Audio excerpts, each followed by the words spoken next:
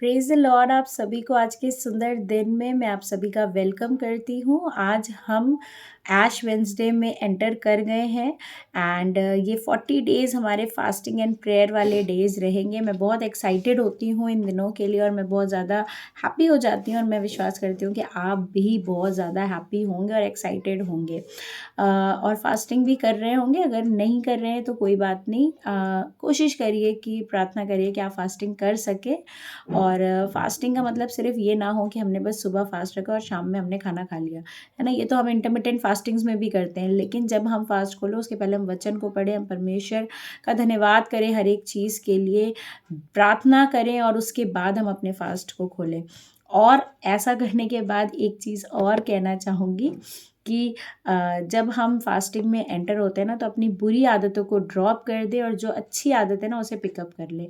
पहले अच्छी आदतों के बारे में चलती हूँ, जैसे कि अगर हम बाइबल नहीं पढ़ते हैं हर रोज़ तो let us start with this कि हम रोज़ बाइबल पढ़ेंगे और परमेश्वर से प्रार्थना करेंगे। प्रेयर नहीं करते तो हम प्रेयर भी करेंगे और किसी के बारे में गलत सोचते हैं तो नहीं सोचेंगे, सबसे प्यार करेंगे, मेल से रहेंगे सबके साथ, है ना। और झूठी गवाहियाँ नहीं देंगे और मतलब कुछ भी ऐसा नहीं करेंगे जो परमेश्वर को नहीं आता। तो ये अच्छा, मैंने बोला था अच्छी आदत है ना, तो ये अच्छी आदतें थी कि हम बाइबल पढ़ें, हम प्रेयर करना स्टार्ट करें, सबसे प्यार से रहें। और बुरी आदत ये है कि अगर हम झूठ ना बोलें, हम गॉसिप्स में ना पड़ें और अगर कोई ऐसी बुरी आदत या बुरी लत से हम गुज़र रहे हैं जिसे हम छोड़ना चाहते हैं पर हम नहीं छोड़ पा रहे हैं, हमें पता है कि वो हमारे लिए बहुत ही हार्मफुल है, हमारे बॉडी के लिए, हमारे सोल के लिए, बट हम फिर भी उस काम को कर रहे हैं, तो let us pray to god, है ना। आप इतने सामर्थी नहीं हैं कि आप खुद से कोई चीज़ छोड़ सकें। अगर आपसे नहीं छूट रही है ना, तो आपको ज़रूरत है कि आप प्रार्थना को करें। तो खुदा से प्रार्थना करिए, परमेश्वर से प्रार्थना करिए। और मैं बताना चाहूँगी कि जब आप निर्बल होकर प्रार्थना करेंगे ना, घुटनों पे आके अपने हाथों को उठा के और अपना इस निर्बलता को आप परमेश्वर को दे देंगे, तो परमेश्वर इतना सामर्थी परमेश्वर है ना कि जब उसकी प्रेजेंस होगी तो आप कुछ भी कर सकते हैं और वेरी पावरफुल, आप कुछ भी कर सकते हैं। तो मैं आप लोगों के सामने एक वचन को पढ़ देना चाहती हूँ जो कि इफिसियों की पत्री में से मिलता है, जिसे पौलुस ने लिखा है। एंड मैं पौलुस की लाइफ से बहुत बहुत ज़्यादा इंस्पायर्ड हूँ, इन्फ्लुएंस्ड हूँ कि पौलुस पहले लोगों को कोड़े मारता था जो यीशु मसीह के प्रचार को करते थे, वो विश्वास नहीं करता था। और एक बार ऐसा हुआ कि पौलुस के सपने में यीशु मसीह आया और यीशु मसीह ने कहा कि हे पौलुस, तो मुझे क्यों सताता है। और पौलुस, ये आपको कुरिन्थियों में मिल जाएगा ना। एंड पौलुस ही चेंज्ड हिज लाइफ, मतलब वो एंटी था पहले यीशु मसीह के, और उसने अपना जीवन बदल दिया। और जो इससे मैं बहुत ज़्यादा इन्फ्लुएंस्ड हुई ना कि उसने इतनी पत्रियाँ लिख दी, आधी बाइबल तो पौलुस की पत्रियों से भरी पड़ी है। उसने अपनी लाइफ को दोबारा नहीं चेंज किया कि कुछ दिन तो वो यीशु मसीह में रहा, लेकिन फिर जैसे ही उस पे सताव आने लगा तो उसने अपनी लाइफ को चेंज कर दिया। तो ऐसा नहीं हुआ है ना, तो इस चीज़ से मैं बहुत मतलब इंस्पायर्ड हुई कि वो बना रहा, कंसिस्टेंट रहा।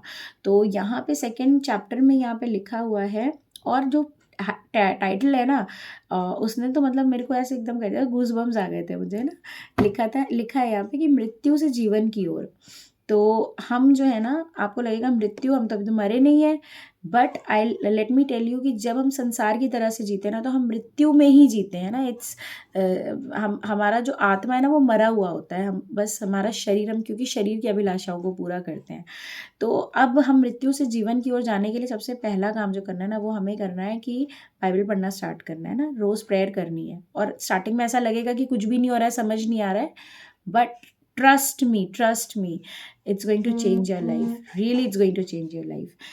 तो चैप्टर 2 के वर्स 1 से पढ़ूंगी मैं। यहाँ लिखा है, उसने तुम्हें भी जलाया जो अपने अपराधों और पापों के कारण मरे हुए थे, जिनमें तुम पहले संसार की रीति पर और आकाश के अधिकार के हाकिम अर्थात उस आत्मा के अनुसार चलते थे, जो अब भी आज्ञा ना मानने वाले में कार्य करता है। इनमें हम भी जीवन के सब पहले अपने शरीर की लालसाओं के दिन बिताते थे और शरीर और मन की इच्छाएं पूरी करते थे, और अन्य लोगों के समान स्वभाव ही से क्रोध की संतान थे। परंतु, वेरी पावरफुल, ध्यान से सुनिएगा, परंतु 4th वर्स में लिखा है, परंतु परमेश्वर ने जो दया का धनी है अपने उस बड़े प्रेम के कारण जिससे उसने हमसे प्रेम किया, जब हम अपराधों के कारण मरे हुए थे, तो हमें मसीह के साथ जिलाया। मतलब अनुग्रह ही से तुम्हारा उद्धार हुआ है, उसके उस अनुग्रह से। It's the grace of God कि आप इतने पाप कर रहे हैं लेकिन हम फिर भी जीवित हैं। हम परमेश्वर के खिलाफ कई चीज़ें कर देते हैं लेकिन हम फिर भी जीवित हैं। This is the grace of God. परमेश्वर ने अपने इकलौते बेटे को दे दिया कि वो हमारे पापों को उठा ले जाए। It's a grace of God, nobody can do this, nobody. और मसीह यीशु में उसके साथ उठाया और स्वर्गीय स्थानों में उसके साथ बैठाया कि वह अपनी महिमा उस कृपा से जो मसीह यीशु में हम पर है आने वाले समयों में अपने अनुग्रह का असीम धन दिखाए, क्योंकि विश्वास के द्वारा अनुग्रह ही से तुम्हारा उद्धार हुआ है, और यह तुम्हारी ओर से नहीं वरन परमेश्वर का दान है। My dear friend, if you are living a luxurious life without Jesus, और आप ऐसा सोच रहे हैं कि नहीं हम तो बहुत सारे ऐसे काम करते हैं जो ठीक नहीं, आप हमारा सबकॉन्शियस माइंड हमें बता देता है हम गलत कर रहे हैं, लेकिन अगर आप फिर भी जीवित हैं ना, तो ये आपकी वजह से नहीं है। अगर आप इतनी चीज़ें जो गलत कर रहे हैं अपनी लाइफ में, और अगर फिर भी आप पे ग्रेस हो रहा है ना, तो it's not because of you. आप इतने पावरफुल नहीं हैं कि आपके साथ हो रहा है। It's because you have got that grace. आपको वो अनुग्रह, वो ग्रेस मिला है जो कि परमेश्वर ने दिया है आपको, है ना। ग्रेस मार्क्स मिलते थे बचपन में, तो मुझे नहीं मिले बट मिलते थे ना। तो same in the same way ये परमेश्वर का ग्रेस है जो आप, हम सारे लोग इतने पाप में पड़े होते हैं बट स्टिल संसार में होते हैं, बट परमेश्वर कहता है कोई बात नहीं, कोई बात नहीं, अब ठीक हो जाएगा, अब मेरा बेटा और बेटी वापस आ जाएगा, है ना।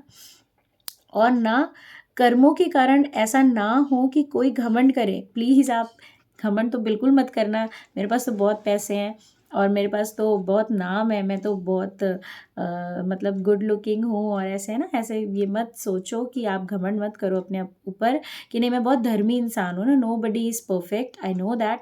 मैं भी नहीं हूँ बहुत से स्थानों पे, but I try every day, I do try. मैं सोचती हूँ कि मैं एक एक अपनी गलत आदत अपनी लाइफ से हटाऊंगी जो परमेश्वर को नहीं पसंद है, या जो परमेश्वर के नज़दीक आने से मुझे रोक रहा है।